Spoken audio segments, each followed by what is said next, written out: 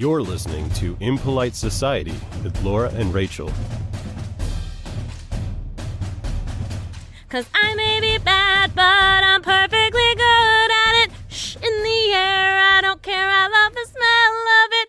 I think you missed a word. This was the radio edit. It's not the podcast edit, the explicit podcast edit. No. This is a raunchy podcast, but I could never say that word. 'Cause you know it bums me out unless it's between the word meat and pizza.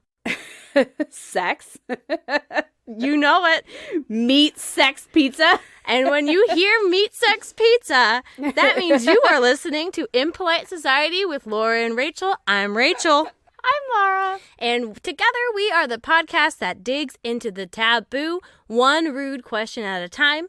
Each episode we have a salacious topic that we dig into, and we do some research and try to find the answer to a rude question. Let me just say to start off this week, RIP my internet's browser's history. Yeah, I did all of this research in incognito mode. In fact, one time I forgot to put myself in incognito mode, and I was like, oh, fuck. Because, guys, we're getting sexy this week. It's especially sexy if you think that CBT, celeriophilia, and paraphilic infantilism is sexy, that is. And hey, if you do, no judgment here. Can I ask another thing that you might not judge me on or to not be judged on? Yes. If I did not know what some of those words mean, and I'm confident I will not be able to pronounce them either. They were very new to me as well, so don't feel bad. But they're actually a part of a whole world, a whole subculture that we're going to be talking about today. One would say underground. I feel like a lot of this stuff happens underground. Well, it's certainly not mainstream. This is deep cuts, guys. And it is the whole world or community, which is what they call themselves, that is BDSM or S&M. Which we might recall is the name of that song that I was singing by Riri. Rihanna. Oh, yeah, come on with some BDSM. So I said at the top, no judgment here, but let's be honest. This is impolite society. Being impolite means being honest. I'm going to try to reserve some of my judgmenty. Rachel has her patriarchal corner. Laura has her judgmental corner. I'm going to try to bar that off until we get later into the section. I think that's a fair thing to point out is that it's anti-patriarchal. I'm not saying I'm not over here. This is my corner where I perpetuate the patriarchy. This is where I try to tear it down. One episode at a time. One corner at a time. There's a whole lot going on with the BDSM community, like I said. But my rude question today is around, some of the psychology of this world. And I will get into what all those terms mean. But my impolite question today for you. I'm so titillated. Does wanting to be spanked mean that I hate myself? Ow! I'm sorry. You sound like a Pomeranian. Ow! Ow! Ow! And that is such a good question because sex is so complicated and things that you would never want to happen in real life are sometimes things that are, like I said, titillating in the bedroom or the red room or the dungeon, wherever you participate in activities. And I think there's a lot of layers to unpack, not just what is it, but what's kind of the psychology behind it. Like you said, does it mean that you don't respect yourself if you let somebody do something to you? Or if you enjoy having somebody do something to you? Or is the one that enjoys doing the things? That would make your stomach turn kind of after the fact. Yeah, absolutely. So let's just dive in here because I threw a lot of terms out, right? So many. All right. So let's start at the basics. BDSM. What does it stand for? Okay. So is it big devotion soft massages? It is not. Big, dumb, stupid man was what one of the Urban Dictionary sites suggested, which made me laugh. But no, that's not correct. It is the combination of abbreviations for bondage and discipline, dominance and submission, and sadism and masochism. Whoa, so there's 3 in a 4-letter word. There's Yes. a lot going on. It's confusing. Like, there's like a little graph about how they overlap because there's several for the D's and S's. Whoever put that together in the dungeon was like, fuck yeah, this is some big brain shit here. You're going to add another letter in there, you fucking idiot? No, we don't need that. I got you. We don't need double letters. I got this shit. Yeah. And so S&M tends to be what us normies kind of focus on, and that's, you might hear BDSM abbreviated as S&M.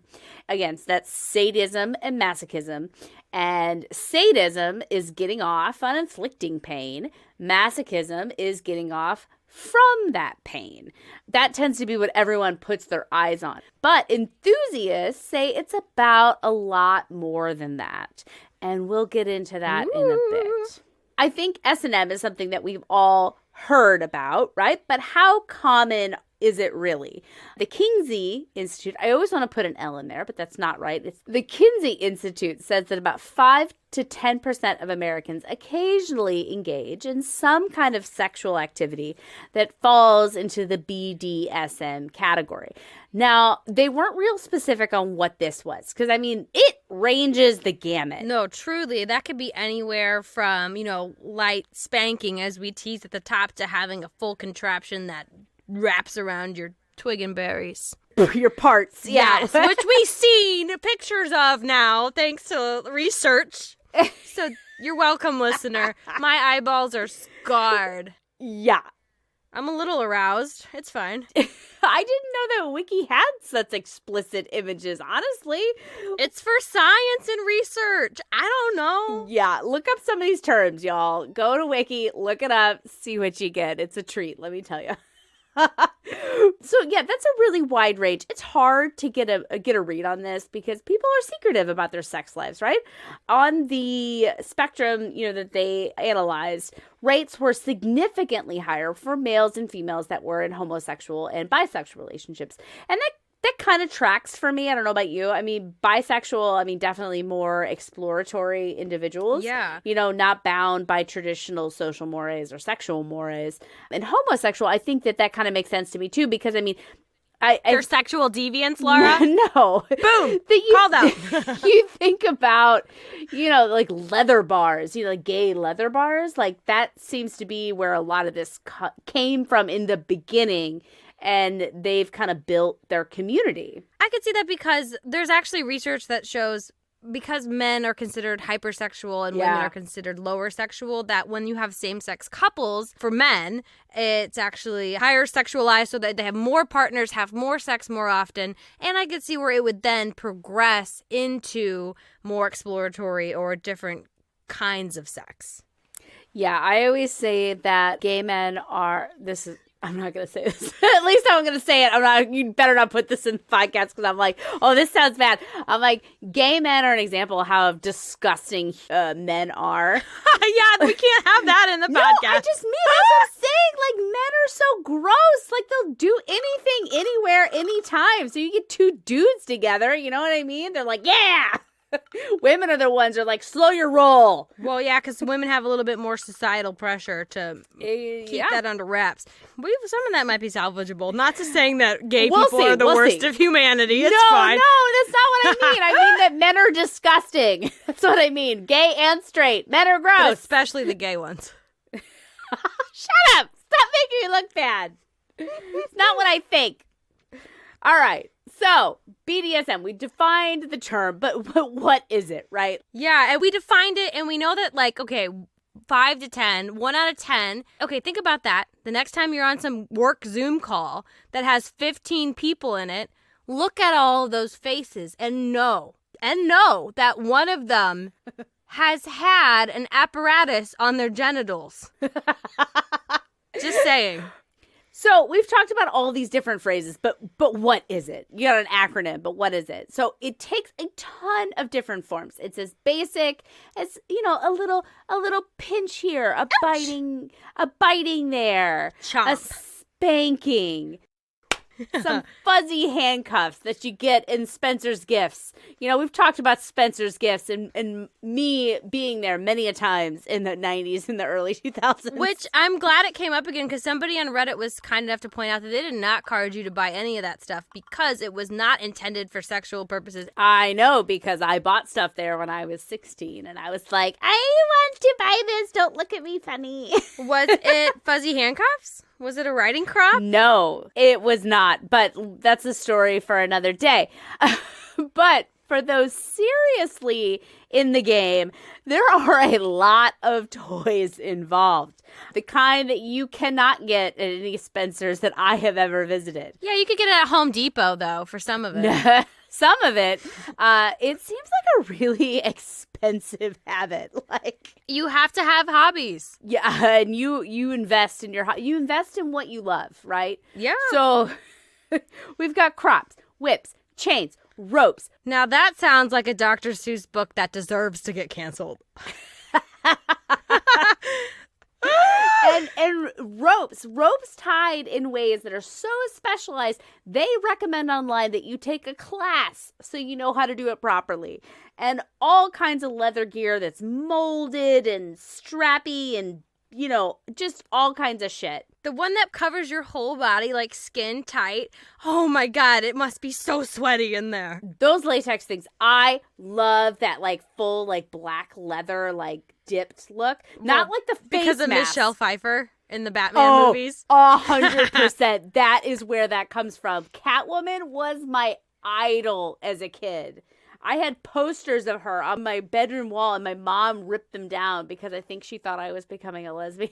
Hey, I had a picture of Fran Drescher on my wall. I don't know what that says, but I thought about it. The nanny. Yeah, bitch was hot and funny. I love that voice. I know people bitch about Fran Drescher's voice, but I love it. I love a unique voice. All right. And there are all kinds of activities to go along with this list. If you got toys, you got to play with them, and there's different games. You got accessories, you want to put them in action. Exactly. So let me pull out a few of these that were new to me or particularly interesting. Some of those I teased at the beginning. Ooh, teasing. Ooh, teasing. My French feather, my little feather here, and tease you guys. You did study. With my CBT, which is cock and ball torture. Oh my God, it sounds so much worse when you say all the words. Because when you first say CBT, it sounds like, oh, is that like a new kind of like hemp thing? Like a new kind of marijuana, medical CBD, marijuana? Yeah. And it's like, that sounds very calming and relaxing. But then once you throw the word, okay, it's an aggressive. Cock is an aggressive word. Oh, that's my favorite word for it. What? Yeah. What do you... Dick? What do I call you prefer it? dick? I don't refer to it. Oh, you should definitely. Shit, maybe I it. am a lesbian. I don't know. Cock is definitely my favorite of all the descriptors for sure. That feels violent, and then also you throw torture on there, which man, the T word, man. That's heavy. It is not like cock and ball. Tickling? I don't know what else you would call it. Cock and ball. Titillating. All the synonyms. I can't think of... Where's my fucking thesaurus? Right now, I need a thesaurus! And speaking of heavy, there are some images. Did you see the ones on Wikipedia? Oh, I did. I looked at them. I might have saved some for later.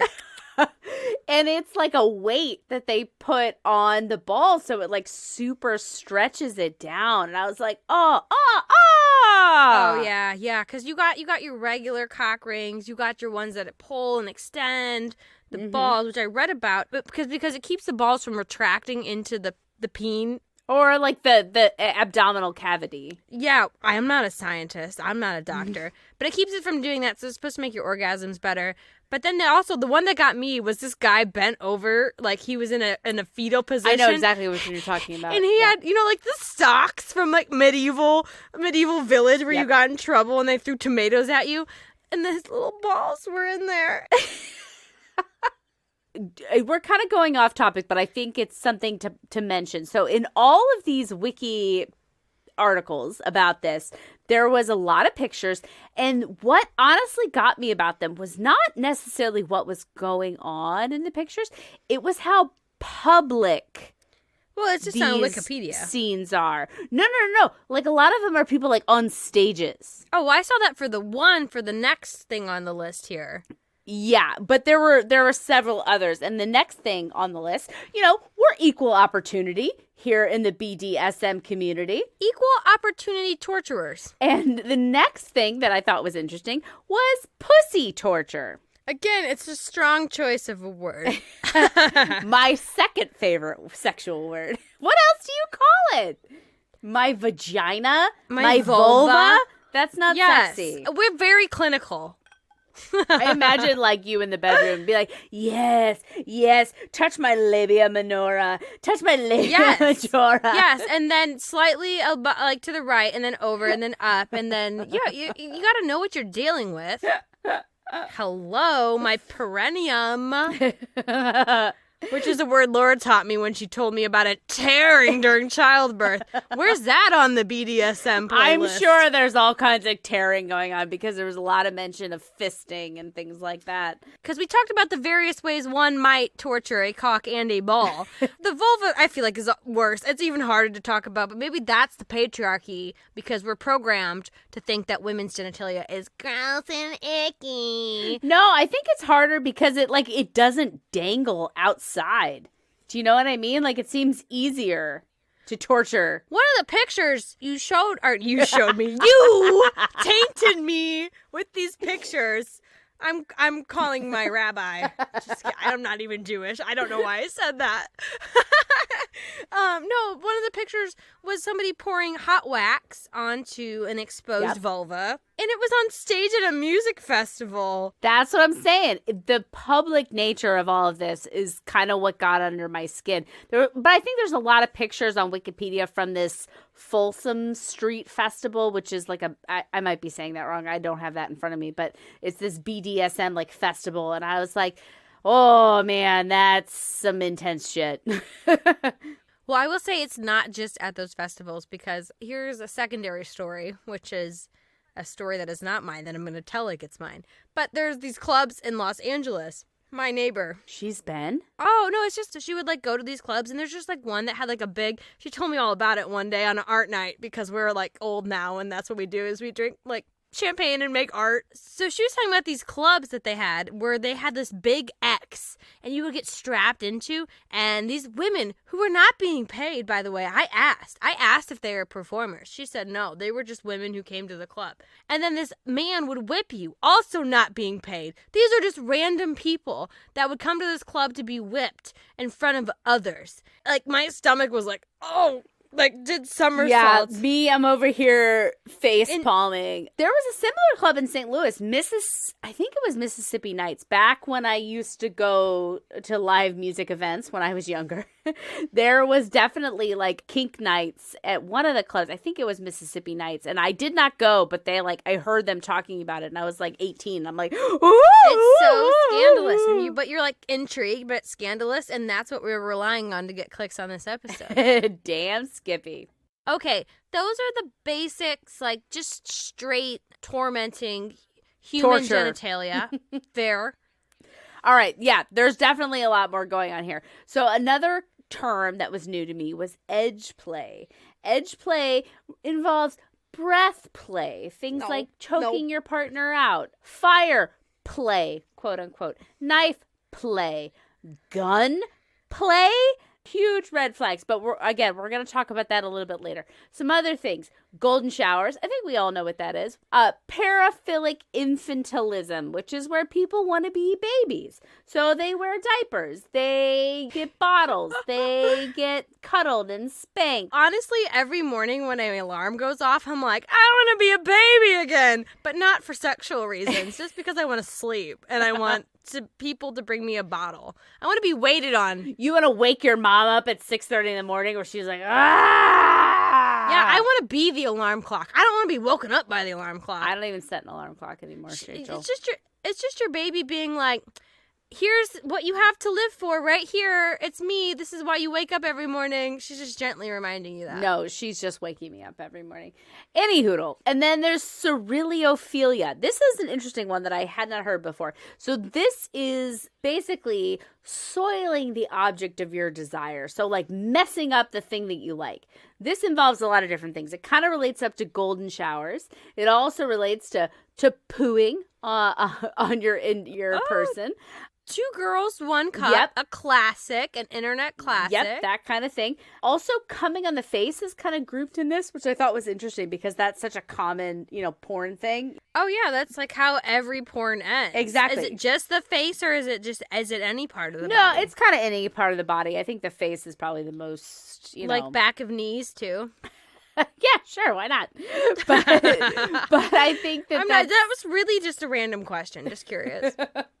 But Don't ask more about it. The idea is like, okay, you have this object of lust or affection, and then you destroy it in various ways of like defiling it, basically. Yeah, and I feel like that goes back to the power part, the power play of it, of like the dominant and this submissive. Like I can do whatever I want to you, even if it's like the grossest thing imaginable. Exactly. Hi, y'all. It's Laura. Rachel and I want to tell you about another indie podcast you should be listening to. Hello Out There podcast. Hello Out There is an improvised serial podcast that takes a road trip through the apocalypse. Follow Andy and Number 4 through their wasteland wanderings and meet some characters along the way. New episodes drop every Thursday. Make sure you tune in and let them know that we sent you.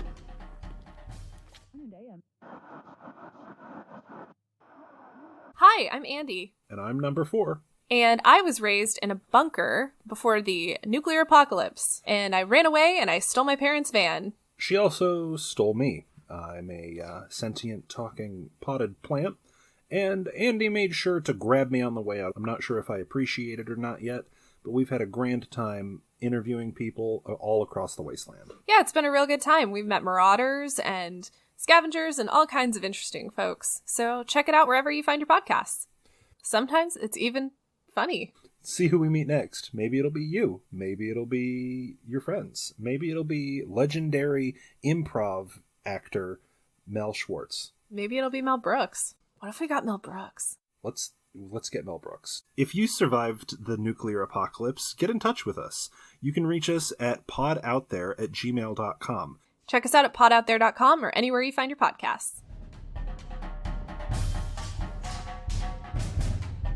So I threw a lot of hot button That things was shocking. out there. That was a shocking list and a lot of shocking links, I should say. There's a lot of other stuff involved here, but really the biggest part of BDSM, according to the community, is informed consent. And they are a community. They are definitely like a group of people that they get together, they talk about these things, they have parties, scenes in their dungeon. They're a very organized crew.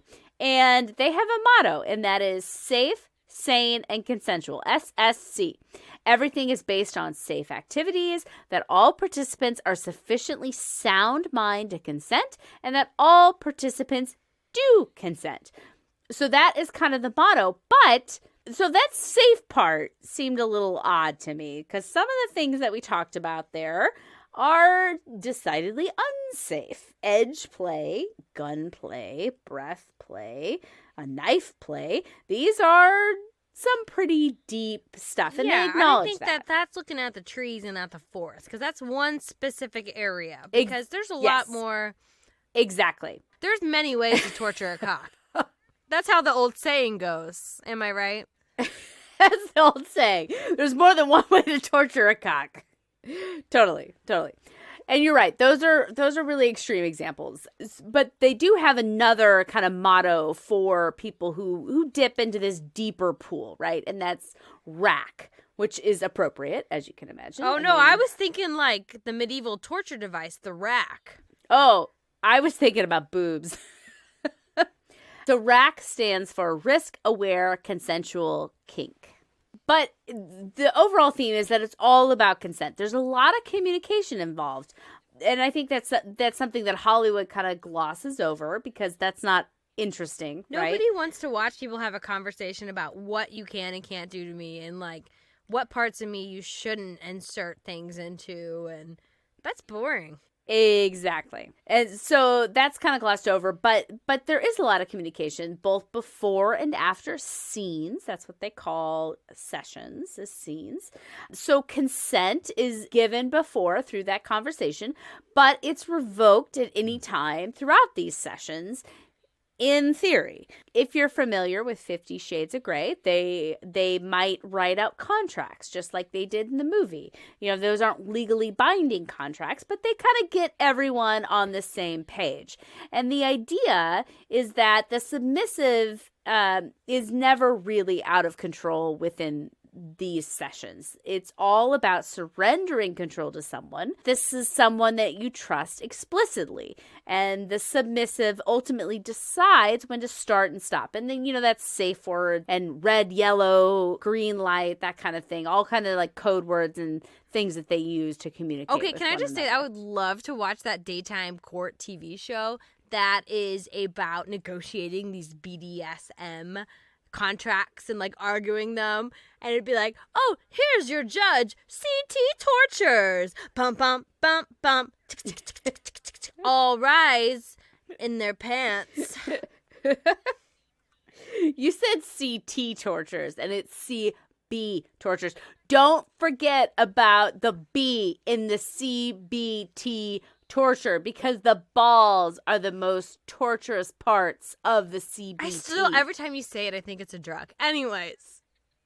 So anyways, the psychology of it, you know, we tease kind of at the beginning, doesn't mean that I hate myself, doesn't mean that I'm, you know, a little mentally That unstable. I have no respect for my personhood or my body, that I would let it literally become an object for somebody else's pleasure. So from the community, they say BDSM, it's kind of given a bad rap. It's thought of as being all about the pain. But from their point of view, in which I can understand this, it's more about the psychology of it.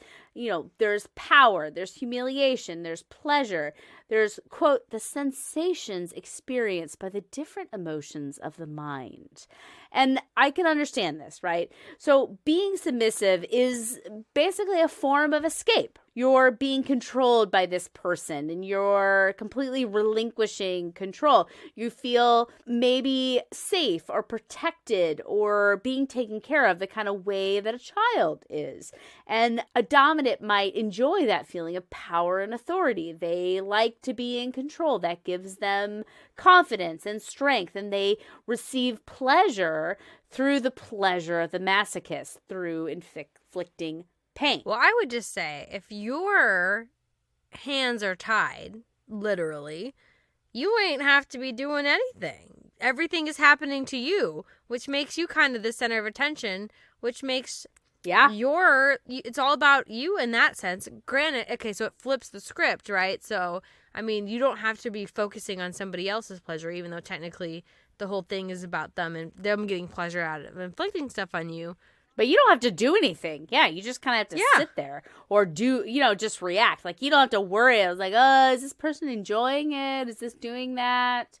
And it's interesting that you say that, because in some of my Googlings, they said that submissives are more likely to want to play more often than the dominant. And I can totally see that. Well, yeah, you're getting all the fucking attention. You don't have to do shit. Yeah, less responsibility. They're more up for a session than the other individual because they don't have to worry about it. So if your partner ever wants to get down and you're just like not feeling it, just be like, oh yeah, baby, and let's do something kinky. Let's do BDSM, and like you tie my hands up. Let me just lay here. You tie my hands, and then also if you want to put we don't have a blindfold, let's just use my sleep mask. And do you know that actually snoring is a sign of reaching sexual climax? But, you mentioned partners versus females, males. It is more likely, I think no surprise here, it's more likely for the females to go into the submissive role than the dominant role. That's so heteronormative. Ugh. It's true. If I you look at the know. statistics, it is true. I mean, like, we kind of think of the dominatrix, right? That's like the thing that people think about. But in all actuality, it's more likely the woman is the submissive role. And that's what makes me really question how much is inherent in this kind of interest or this kink and how much is learned. Yeah. Because that opens a whole nother can of worms of, is sex a contest naturally? Is somebody winning and somebody losing? Is somebody dominant, somebody submissive? Is that just a natural state of being a human and procreating? Or is that something we've learned through our society? I have opinions, which we shall get to. So back to the psych. So Sigmund Freud. So he is the most famous, the most wackadoo psychiatrist of all times. Oh, yes. All of his stuff has been proven to be absolute bullshit, other than basically dreams can have meaning to our greater life. Wait a minute. I thought my anal fixation, right? Like, I just really want somebody to Things up your stimulate butt. my anus, which actually, to be fair, for my safety, my reputation. Your safe No, word? my- Your safe word? It's your safe word, Sigmund Freud. It's just Sigmund. I'm like, Sigmund, stop! And that's just what I would say to him if I met him. It's just like, Sigmund, stop.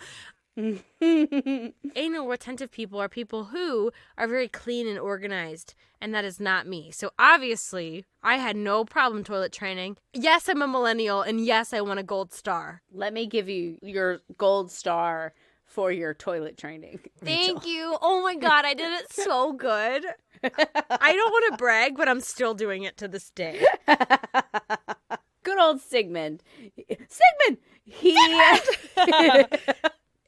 He concluded that people who had this kind of preference, they have to come from some sort of childhood abuse. And that was prevalent. The DSM, the Diagnosis and Statistical Manual of Mental Disorders. Well, that's a mouthful. Don't pick that for your safe word. I know.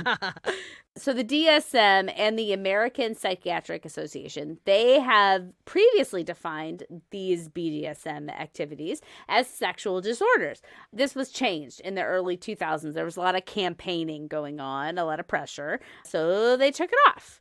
There hasn't really been a lot of research on kind of the psychology of it, but there are a couple of often cited studies that say actually that BDSM practitioners are more mentally fit than the rest of us. Oh, well, okay. So we should all be breaking out our writing crops to like get mental health, well-being. Where is that in our work email about mental health? Yeah, in our need to knows, there's nothing about writing crops. They're like, are you really stressed about the coronavirus? Just have somebody smack your genitals. Smack them around. I would love that to be an update. That would be amazing. But so in these studies, they compared a control group to BDSM practitioners, and they found that these practitioners were actually less neurotic, more extroverted, more open to new experiences. I mean, no surprise there. More conscientious, less rejection sensitive, and had higher subjective well-being.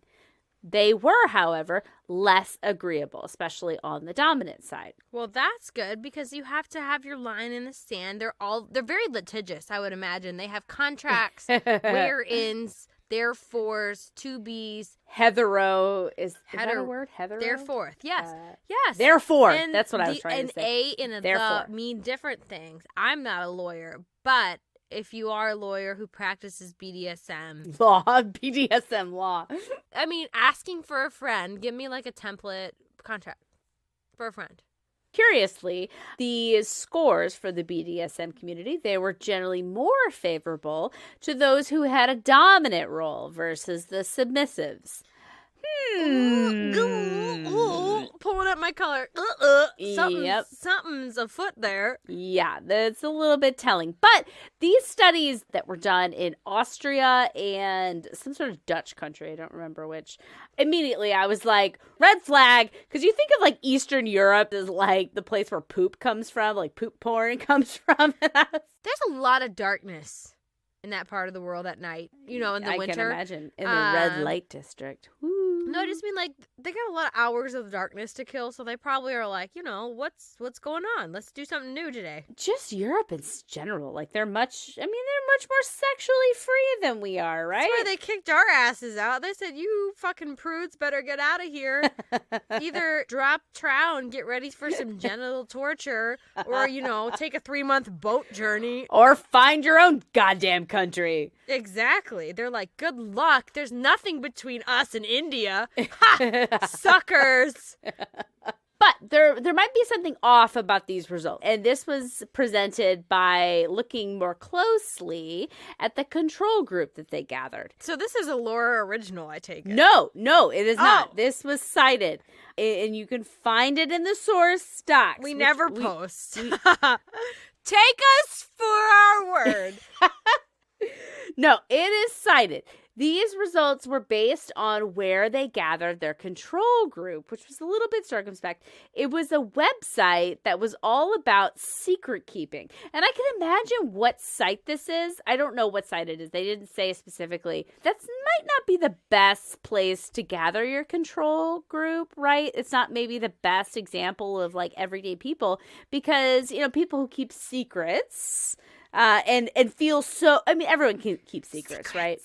Secrets are no fun. Unless I am a part of one. But everyone keeps secrets. But if you are going to like websites to, spill your secrets or look at other people's secrets on a regular basis, maybe you're not the greatest template for mental health, right?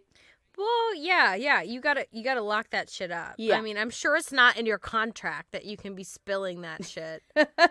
But the point is that, okay, this survey came out saying that BDSM individuals were more sane than the general population. More mentally fit than the others. But maybe that study's a little bit skewed. And there's not a lot of them, so there's not really much to say. But it is oft quoted, let me say. That's totally fair because I don't think you're going to get a high benchmark of sanity for anybody on those websites, like you said. Exactly. So there was another study that talked about long-term BDSM relationships. These are actually people who are more healthy and happier in their relationships. They have a higher level of communication. And looking at that, I can buy that. I think that tracks with me.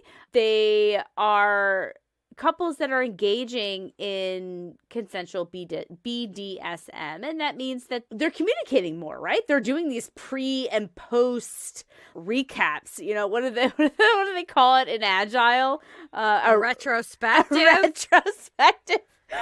God, if I have to have a retrospective over every sexual encounter I have, Fist of 5 takes on a whole new meaning.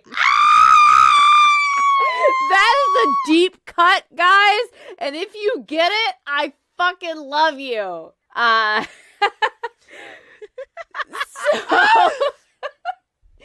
So it also stated that couples that engaged in this stuff, they also show a high level of hormonal changes. So there's a decrease in stress and increase in emotional bonding because imagine, they talk about people and about how when they go through, very stressful situations together, there's like a bonding thing that goes on. Yeah, you're saying trauma bonding. I honestly just think this is bonding because you're talking about something intimate. I think it may be a little bit of a column A, a little bit of column B. So there's trauma bonding. But there's no trauma. If you've agreed to everything that's going to happen, and you said before, it's a scene. It's not like spontaneous. There's nothing spontaneous about it. You make a game plan. You execute it. That's like saying somebody who gets murdered in a play has experienced trauma. Okay, I get your point. But there was some stuff in the research that I've done. They talk about there's a term called the drop. And that's basically like after a particularly intense session, like everyone might feel a little bit shaky, very emotional. There might be some tears involved because, even though maybe consensually you've agreed to all this beforehand, your lizard brain doesn't necessarily recognize the difference between something that you've agreed to and something that you're experiencing. So there is a little bit, I think, of intensity that happens in these sessions that us normies, us vanilla individuals, that's people who have regular sex, don't experience. I can see where, yes, they would have higher good stuff because there's so much communication. And if you are heteronormative and you're like very much a God-fearing person, you probably don't talk about sex with your partner a lot. So I think talking about anything makes you feel more bonded with someone. Absolutely. No, I would agree with that. But then again, some things that are just intense make you cry. A lot of people cry at their wedding. Is that unhealthy? Yeah. I don't know. I see what you mean, though, that very intense emotional experiences can result in that kind of overwhelming emotional experience. Hey there, you know what time it is. It's time we thank you for your time by giving you some of our time in our shout out section here. Today's home shout out goes to none other than the Big Apple itself, the island of Manhattan, the greatest city in the world. I heard that if we can make it here, we can make it anywhere, so please keep sending us your love. And if you want to hear your hometown here, be sure to hit download and tell your friends about us and have them hit download too.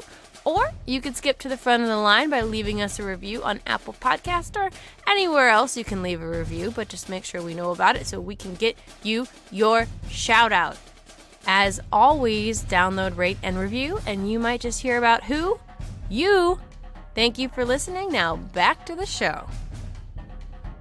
Okay, so that's the end of the research. All this research made me think about, is this kind of part of human nature to crave subjugation or to crave dominance? Because this is an old practice. It's not something new that we made up.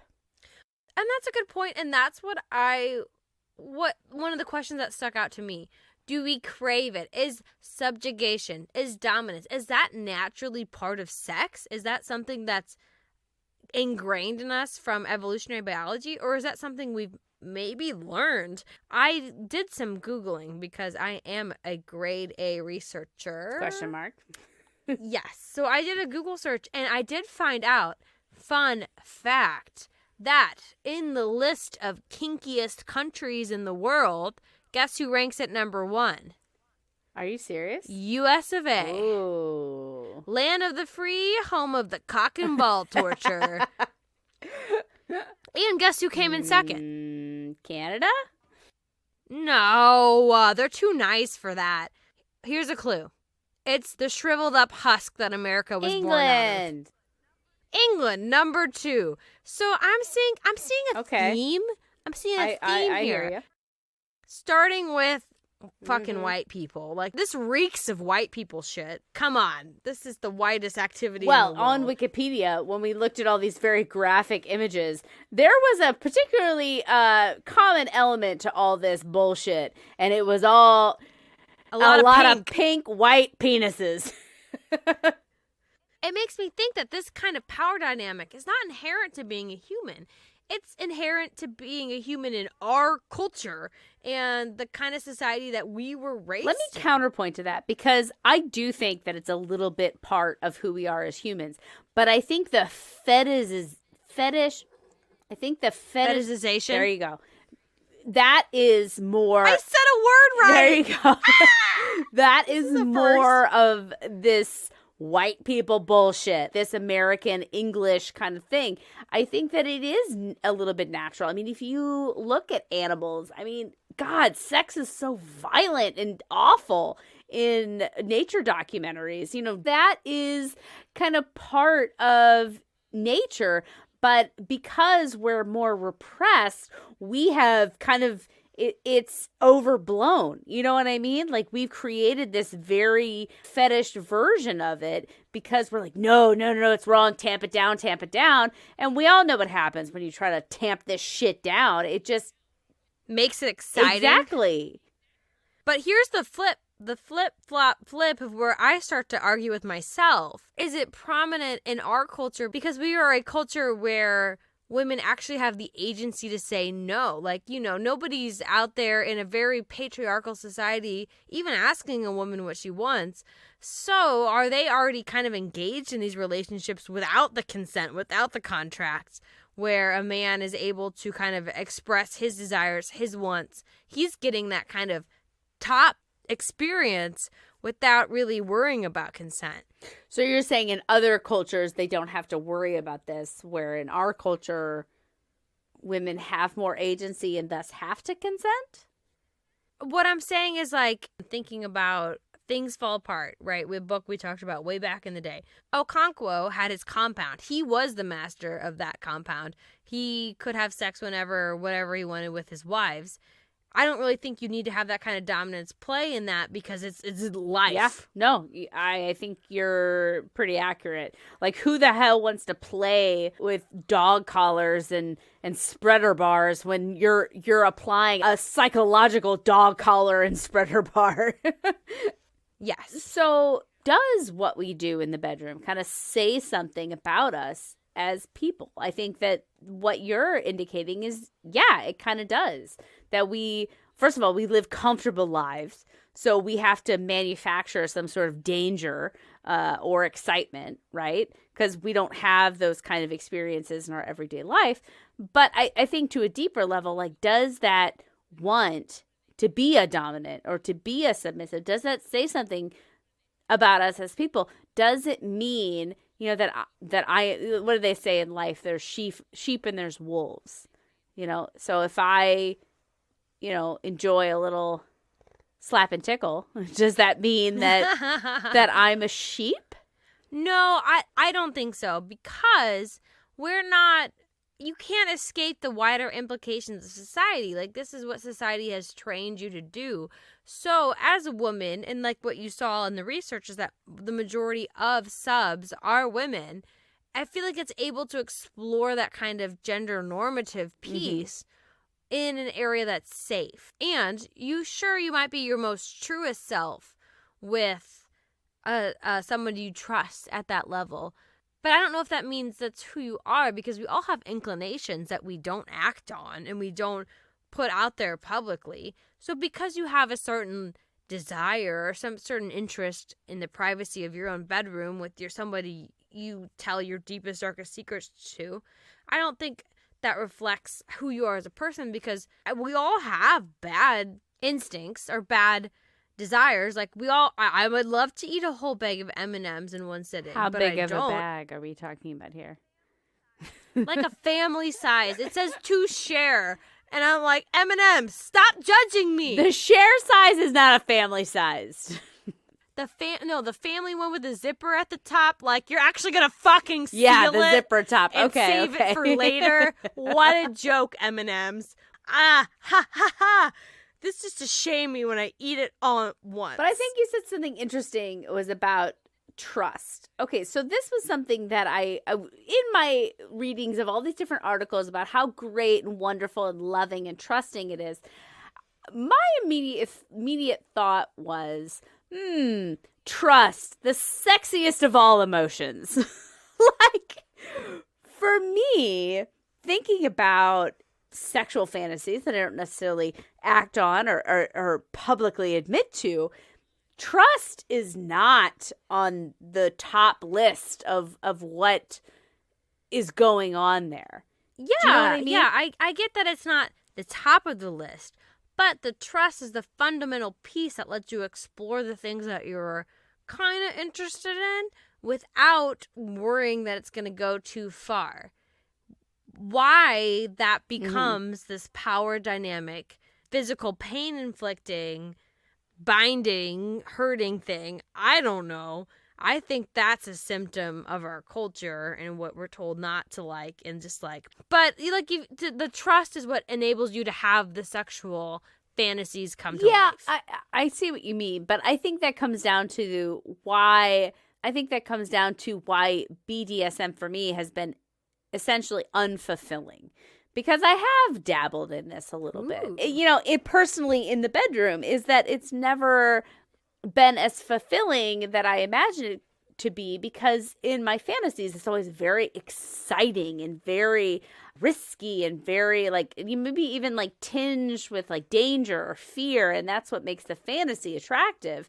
But when it comes to reality, it's like, no, I love this person loves me, so therefore this situation is never what I imagine it to be, because I know that there's no risk involved. And risk, for whatever reason, is a sexy emotion. So I guess that's part of the thing that I don't understand, reading all this stuff about trust and contracts and all this kind of stuff. And I was like, ugh, boring.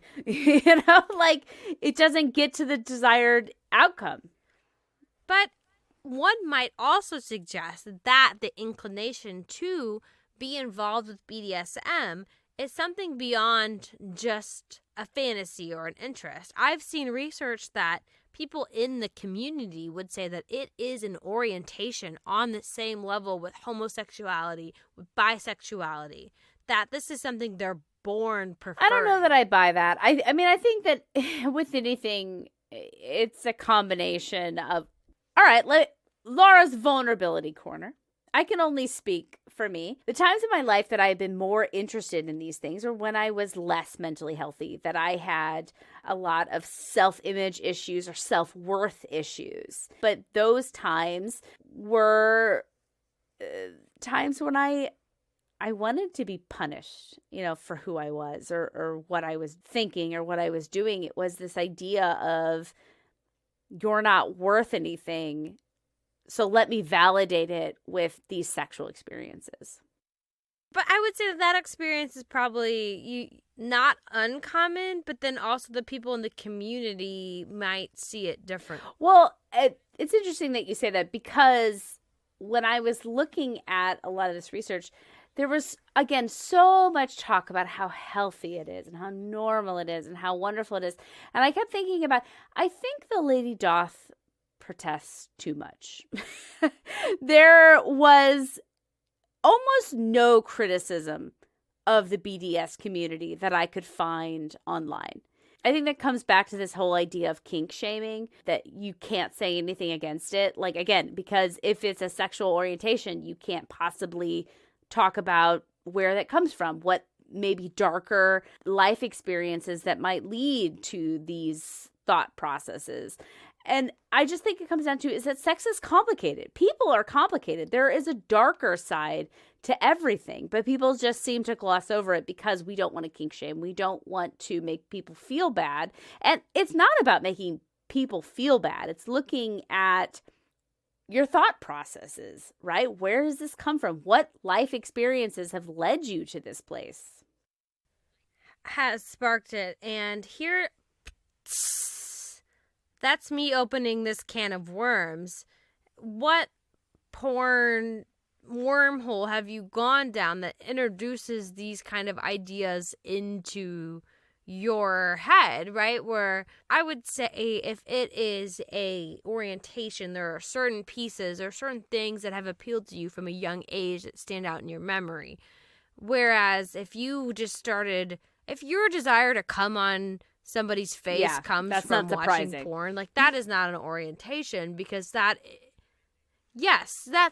is what you have been taught that sex is. So what pornography you consume does influence your sexual preferences, and in that case, it's definitely not an orientation because it's taught.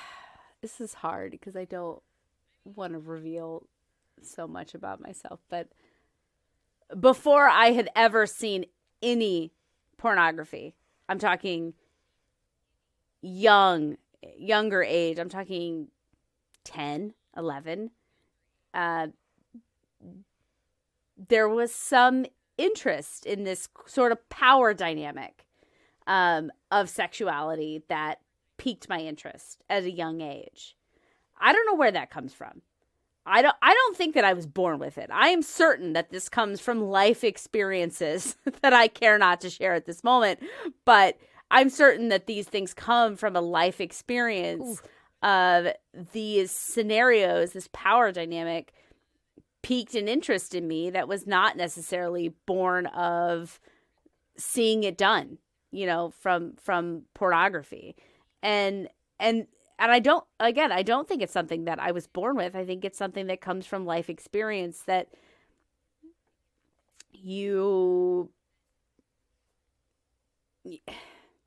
what is it they say that you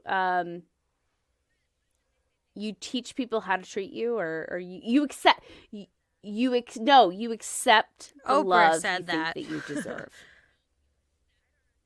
I don't know either, but that's something that I've heard before. I don't know who said and that. that touches something very deep inside of me. Again, at another point in my life, I'm in a different place right now. I'm in a much healthier place right now. But Well, that's this good is to what hear. all this brought to mind, is you accept the love that you think that you deserve. And maybe that's not PC. It's definitely not PC, especially not with what the community wants people to think about BDSM. But from my personal experience, that is what came to mind, is that there was a time in my life that I accepted the love. I wanted the love that I thought I deserved, which from any normal person wouldn't have looked like love at all. Well, no, exactly. Even if you, like you said, are looking for the love that you think you deserve, if you are consenting, if you are, everybody's towing the line and you're getting something out of it, even if it's not just sexual gratification, even if it's something else, like, I'd say more power to you, because you're still, you're consenting into it and you're getting something out of it. I think that's a good point. That, okay, maybe you do have these darker inclinations that come from a variety of places, but you've maybe found a safer way to explore it than other ways. I think that's a really good point that I didn't necessarily consider, that we all have things in our lives that could lead us down a dark path. But if you've chosen this path that allows you to explore this and explores it with someone that you love and trust and feel safe in, then good for you, because you've averted the darker path of God, who knows where that leads. You know what I mean? That you've created a safer outlet for it. So power to you. Like, to answer the question, does liking to be spanked in the bedroom mean that I hate myself? And I think the answer is, God, it's unsatisfying, but I mean, it's a myth. I think it's an unsatisfactory answer, but that's the answer to everything. It depends. Spoiler alert. Stop listening to our podcast. We already answered all the questions we'll ever ask. I don't know. It's difficult. The answer is that it's nuanced, but I think we've landed on an even better answer through our exploration, in that maybe there is this darker side of you that comes from your life experiences, but you have found a safer route to do it, to explore it, and to lead to satisfaction. And that is a good thing. So maybe spanking, maybe wanting to be spanked, maybe wanting to be pussy tortured or cock and ball tortured does mean maybe somewhere that you hate yourself, but you found a way to do it with love and acceptance. So high five. That feels like a good spot to end it on. Does it? Yes. I think, like, even if you hate yourself, we all do a little bit. We all hate ourselves. We're going to leave you on a high note.